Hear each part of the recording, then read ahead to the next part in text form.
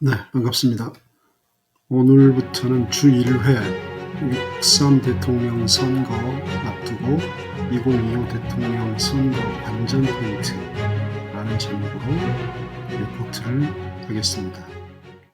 오늘은 첫째 시간으로 극우 국민의힘 후보는 누가 될 것인가, 그리고 거기에 딸려서 유승민은 제3지대로 향할까 아니면 경선에 참여할까, 그리고 시도지사가 출마 러시 이유, 마지막으로 한덕수는 그러면 어쩔 것인가, 네 가지 정도 짚어볼게요.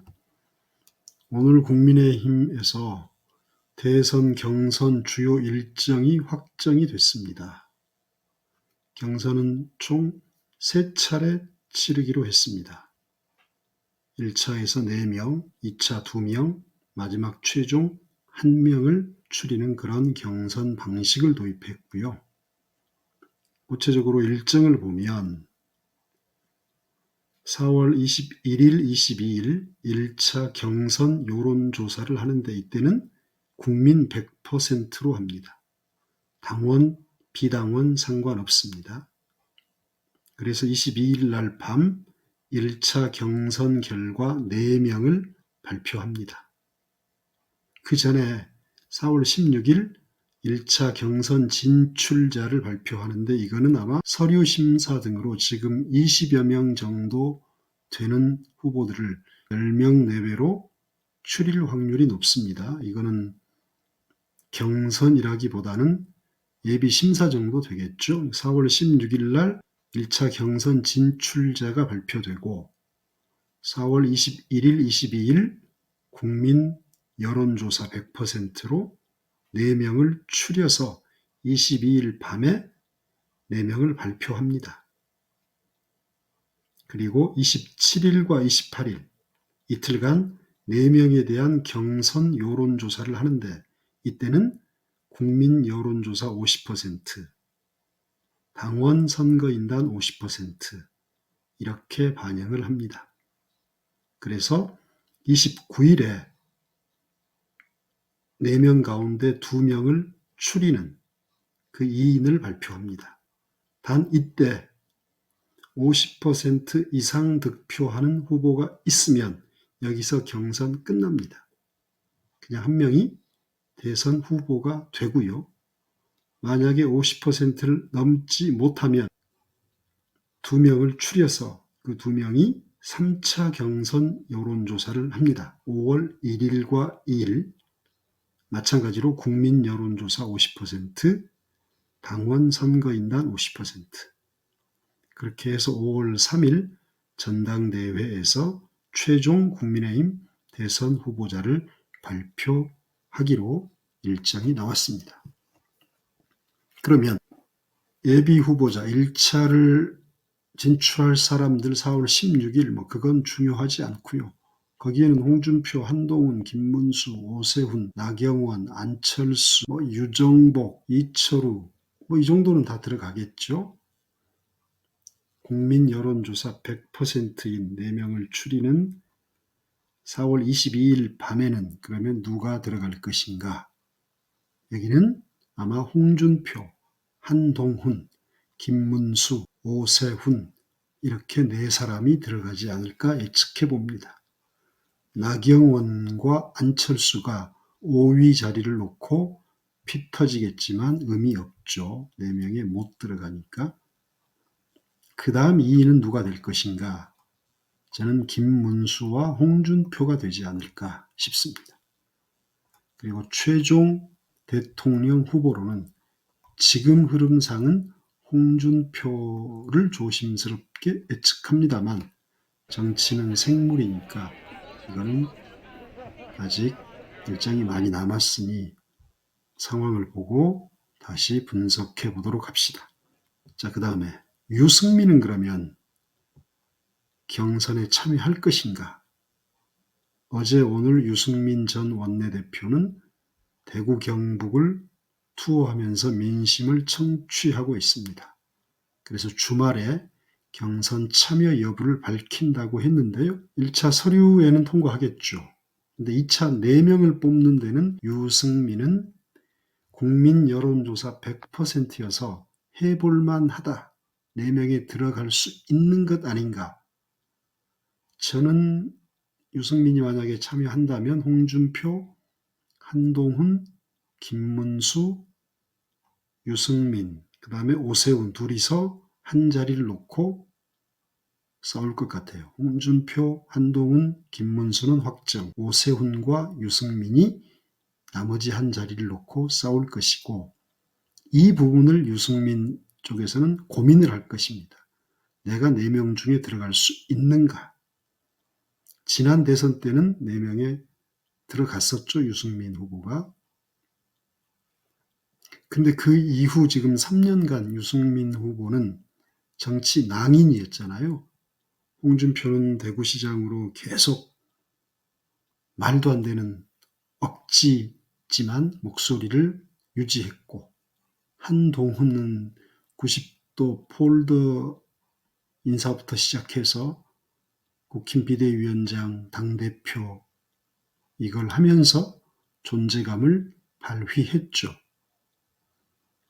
김문수 역시 극우 지지를 받으면서 윤석열의 지지를 받으면서 현재는 유력 후보 1위로 여론조사에서 나오죠.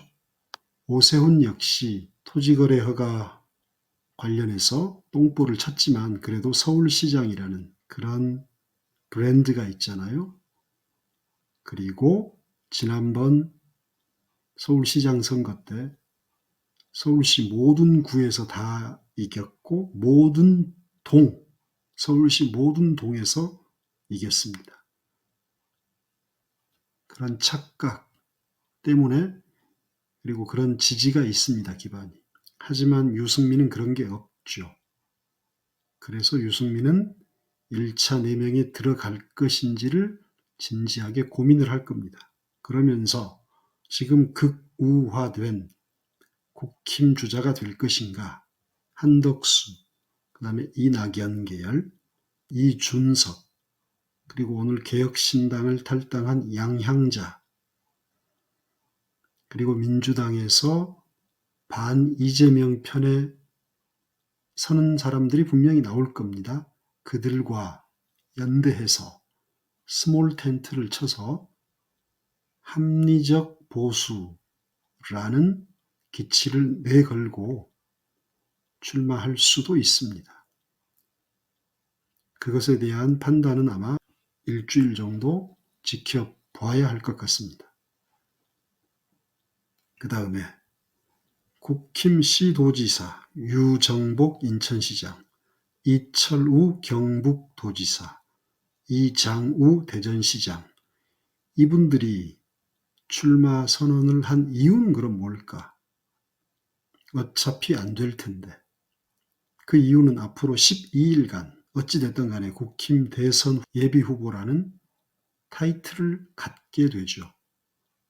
그래서 평소에 받지 못했던 중앙정치의 스포트라이트를 받게 되겠죠. 기탁금 몇천만 원, 1억 충분히 상쇄하고도 남을 만큼 홍보 효과를 기대할 수 있습니다. 왜? 내년에 지방선거가 있잖아요. 그래서 우리 시장님은 대통령 예비후보였어. 우리 도지사님은 국민의힘 대통령 예비후보였어. 그리고 친인척 자식들에게도 너네 할아버지는, 너네 아버지는 대통령 예비후보였단다. 뭐 이런 걸 노리겠죠. 그거 말고는 아무런 출마 이유가 없어요. 의외였던 게 부산시장 출마할 걸로 저는 알았는데 포기했죠. 감이 안 된다고 느꼈을 겁니다. 그다음 마지막, 한덕수는 그럼 어쩔 것인가? 아까도 말씀드렸듯이 군부를 떼고 있었죠. 엊그제부터. 이미 트럼프와의 통화는 최소한 일주일 전에는 일정이 잡혔을 겁니다. 미국 대통령 자리가 그렇게 만만한 자리는 아니잖아요. 세계 넘버 원인데 28분 통화를 했잖아요.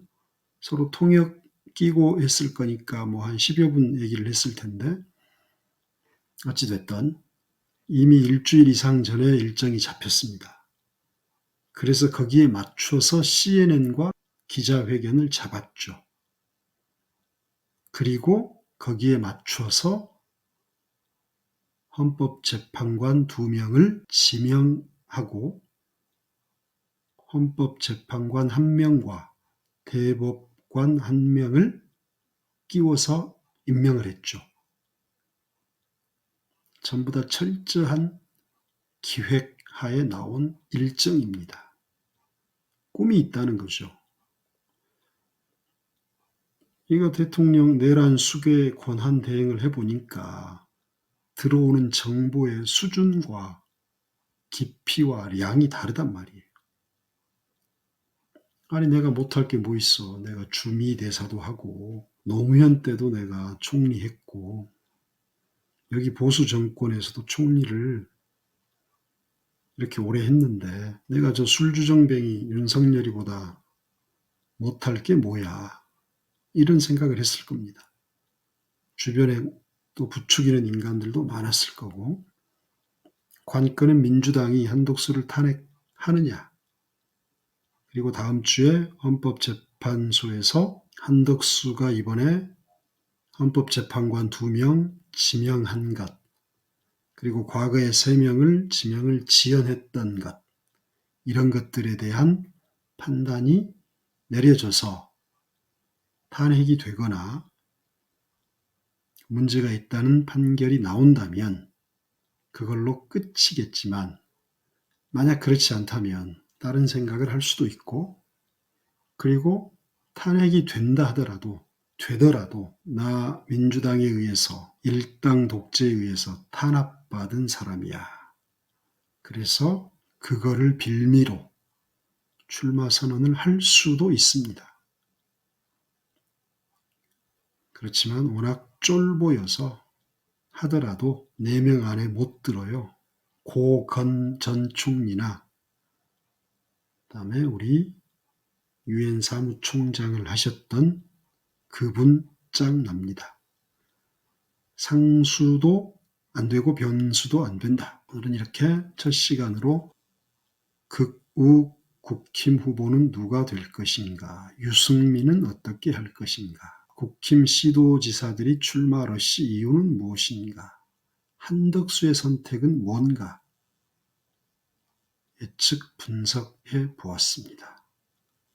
마치겠습니다. 감사합니다. 투자의 신이었습니다.